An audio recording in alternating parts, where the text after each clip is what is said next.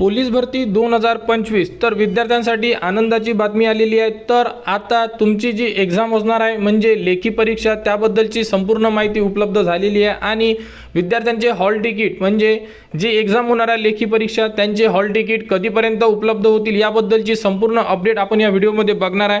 तर बघू शकता ज्याही विद्यार्थ्यांचे फिजिकल झालेले असेल म्हणजे शारीरिक चाचणी झालेली असेल तर 1-10 अशाबद्दल संपूर्ण जे विद्यार्थी असेल त्यांना लेखी परीक्षेसाठी बोलवण्यात येणार आहे।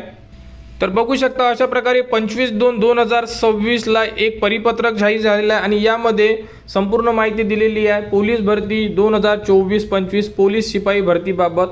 उपरोक्त विषयास अनुसरून 2024-25 पोलीस शिपाई भरतीमध्ये पोलीस शिपाई पदाकरिता आवेदन अर्ज करणाऱ्या उमेदवारांची खालील नमूद घटकातील शारीरिक चाचणी पूर्ण झालेली आहे अशा घटकांनी लेखी परीक्षा दिनांक 14/3/2026 रोजी सकाळी 11 वाजता घ्यावयाचे प्रस्तावित आहे। यासाठी परीक्षा केंद्र निश्चित करून लेखी परीक्षेसाठी 1-10 या प्रमाणात पात्र उमेदवारांची यादी तयार करून संपूर्ण जेही जिल्हे असेल त्यांना 28 तारखेपर्यंत मागवण्यात आलेली आहे आणि अशाबद्दल यामध्ये फॉर्मॅटसुद्धा देण्यात आलेला आहे बघू शकता।